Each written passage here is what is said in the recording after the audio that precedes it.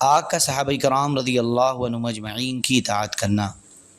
حضرت معاویہ بن حرمل رحمۃ اللہ علیہ کہتے ہیں، میں مدینہ منورہ گیا تو حضرت تمیم داری رضی اللہ عنہ مجھے اپنے ساتھ کھانے کے لیے لے گئے۔ میں نے کھانا تو خوب کھایا، لیکن مجھے بھوک بہت زیادہ تھی، اس وجہ سے میرا پیٹ پوری طرح نہیں بھرا، کیونکہ میں 3 دن سے مسجد میں ٹھہرا ہوا تھا اور کچھ نہیں کھایا تھا۔ ایک دن اچانک مدینے کی پتھریلے میدان میں آگ ظاہر ہوئی۔ حضرت عمر رضی اللہ عنہ نے آ کر حضرت تمیم داری رضی اللہ عنہ سے کہا، اٹھو اور اس آگ کے بجھانے کا انتظام کرو۔ حضرت تمیم رضی اللہ عنہ نے کہا، اے امیر المؤمنین، میں کون ہوتا ہوں اور میری کیا حیثیت ہے؟ لیکن حضرت عمر رضی اللہ عنہ اصرار فرماتے رہے، جس پر وہ حضرت عمر رضی اللہ عنہ کے ساتھ چل دیے۔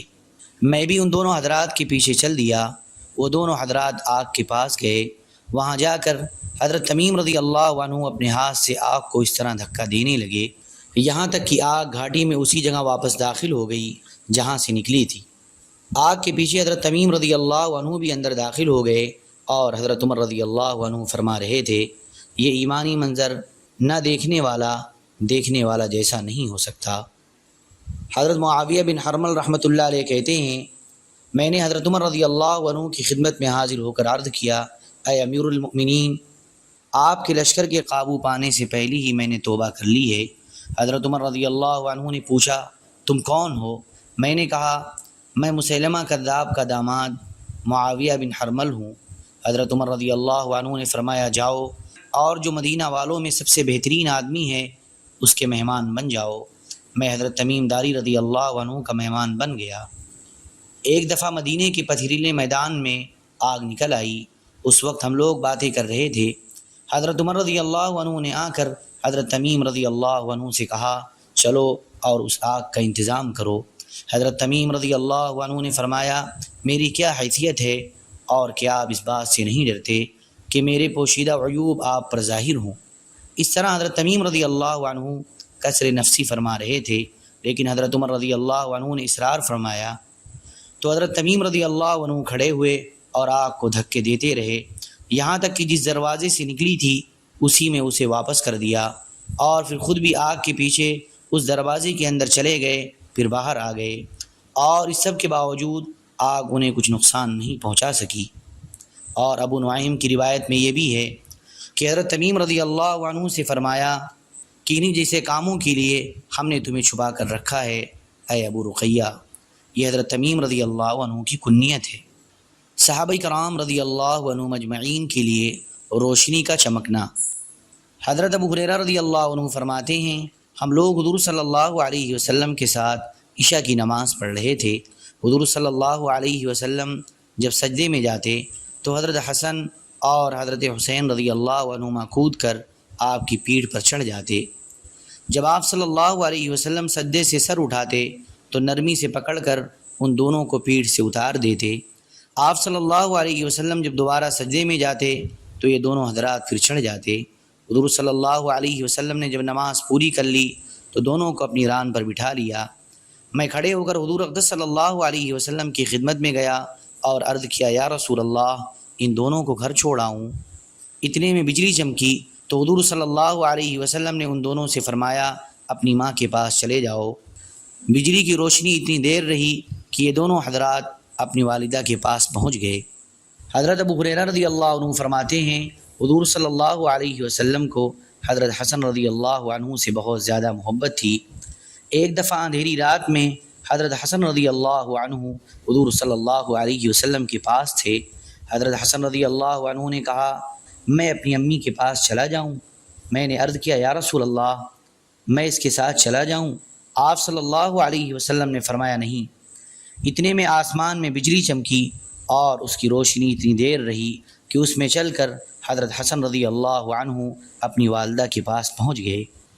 امام احمد نے جمعہ کی خاص گھڑی کے قصے میں حضرت ابو سعید رضی اللہ عنہ سے ایک لمبی حدیث نقل کی ہے، جس میں یہ بھی ہے کہ پھر اس رات کو آسمان پر بہت زیادہ بادل آئے۔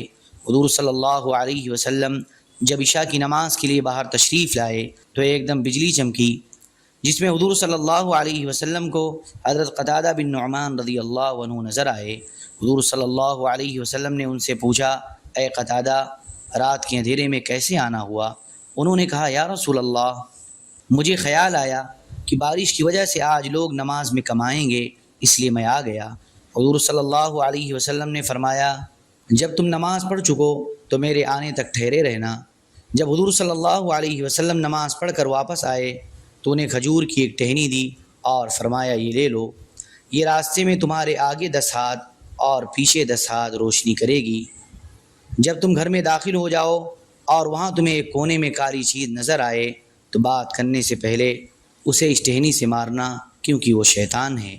طبرانی کی روایت میں یہ ہے کہ نماز کے بعد حضور صلی اللہ علیہ وسلم نے مجھے کھجور کی ایک ٹہنی دی اور فرمایا تمہارے پیچھے تمہارے گھر والوں کے پاس شیطان آیا ہے، تم یہ ٹہنی لے جاؤ اور گھر پہنچنے تک مضبوطی سے اسے پکڑے رہنا اور گھر کے کونے میں شیطان کو پکڑ کر اس ٹہنی سے خوب مارنا۔ چنانچہ میں مسجد سے نکلا تو اس ٹہنی سے موم بتی کی طرح روشنی نکلنے لگی اور میں اس کی روشنی میں چلنے لگا۔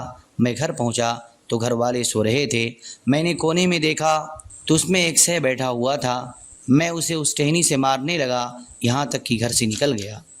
حضرت انس رضی اللہ عنہ فرماتے ہیں نبی کریم صلی اللہ علیہ وسلم کے 2 صحابی ایک اندھیری رات میں حضور صلی اللہ علیہ وسلم کے پاس سے نکلے تو ان دونوں کے ساتھ 2 چراغ سے تھے جو ان دونوں کے سامنے روشنی کر رہے تھے۔ جب دونوں الگ ہوئے تو ہر ایک کے ساتھ ایک ایک چراغ ہو گیا یہاں تک کہ وہ دونوں حضرات اپنے گھر پہنچ گئے۔ حضرت انس رضی اللہ عنہ فرماتے ہیں حضرت اسید بن حضیر انصاری رضی اللہ عنہ اور ایک انصاری صحابی رضی اللہ عنہ حضور اقدس صلی اللہ علیہ وسلم سے اپنی کسی ضرورت کے بارے میں بات کر رہے تھے۔ اس میں رات کا ایک حصہ گزر گیا، اس رات میں اندھیرا بھی بہت تھا۔ جب یہ دونوں حضرات واپس جانے کے لیے حضور صلی اللہ علیہ وسلم کے پاس سے نکلے تو دونوں کے پاس ایک ایک چھوٹی لاٹھی تھی، ان میں سے ایک کی لاٹھی میں سے روشنی نکلنے لگی، وہ دونوں اس کی روشنی میں چلنے لگے۔ جب دونوں کے راستے الگ ہو گئے تو پھر دوسرے کی لاٹھی میں سے بھی روشنی نکلنے لگی اور وہ اس کی روشنی میں چلنے لگے۔ یوں ہی روشنی میں چلتے چلتے دونوں حضرات اپنے گھر پہنچ گئے۔ بخاری کی ایک روایت میں ہے کہ حضرت انس رضی اللہ عنہ فرماتے ہیں کہ حضرت عباد بن بشر اور حضرت اسید بن حضیر رضی اللہ عنہما حضور صلی اللہ علیہ وسلم کے پاس سے باہر نکلے اور پھر پچھلی حدیث جیسی حدیث ذکر کی۔ حضرت حمزہ بن عمرو اسلمی رضی اللہ عنہ فرماتے ہیں ہم لوگ ایک سفر میں حضور صلی اللہ علیہ وسلم کے ساتھ تھے، سخت اندھیری رات تھی، اس میں ہم لوگ ادھر ادھر بکھر گئے تو میری انگلیوں میں سے روشنی نکلنے لگی یہاں تک کہ لوگوں نے اپنی سواریاں بھی جمع کی اور ان کا جو سامان گر گیا تھا اسے بھی جمع کیا اور اتنی دیر میری انگلیوں میں سے روشنی نکلتی رہی۔ حضرت حمزہ بن عمرو رضی اللہ عنہ فرماتے ہیں جب ہم تبوک میں تھے تو وہاں گھاٹی میں منافقوں نے حضور صلی اللہ علیہ وسلم کی اونٹنی کو چھیڑا جس سے وہ بھدک گئی اور حضور صلی اللہ علیہ وسلم کا کچھ سامان نیچے گر گیا۔ پھر میری 5 انگلیاں روشن ہو گئیں اور ان کی روشنی میں نے گرا ہوا سامان، کوڑا، رسی وغیرہ اٹھایا۔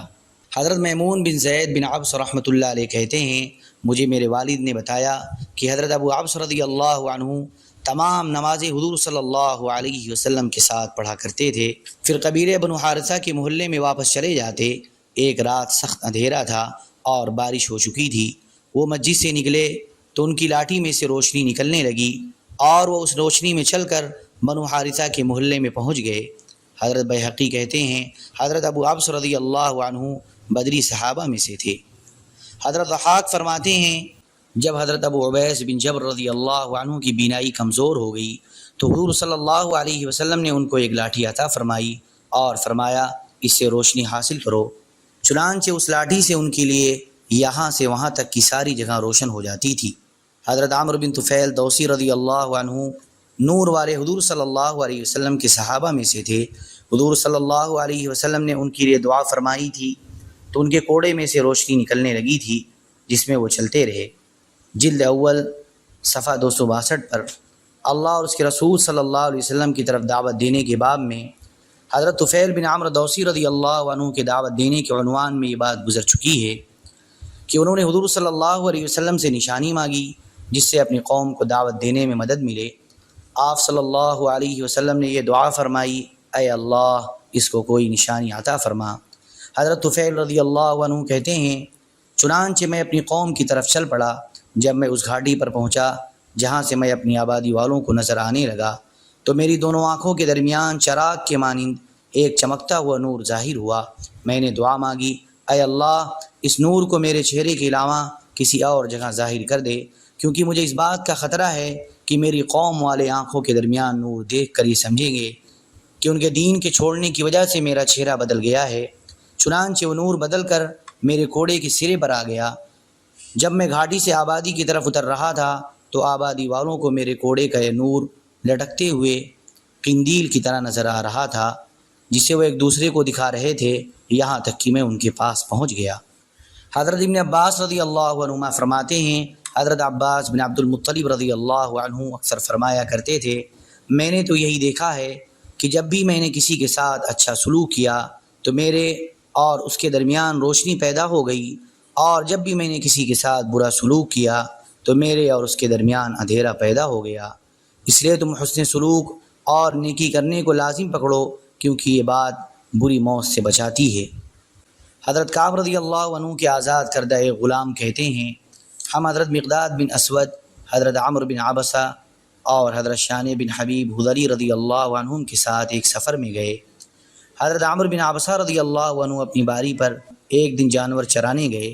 میں دوپہر کے وقت انہیں دیکھنے گیا تو میں نے دیکھا کہ ایک بادل ان پر سایہ کیے ہوئے ہے جو ان سے جدا ہی نہیں ہوتا، وہ جدھر جاتے ہیں بادل بھی ادھر ہی جاتا ہے۔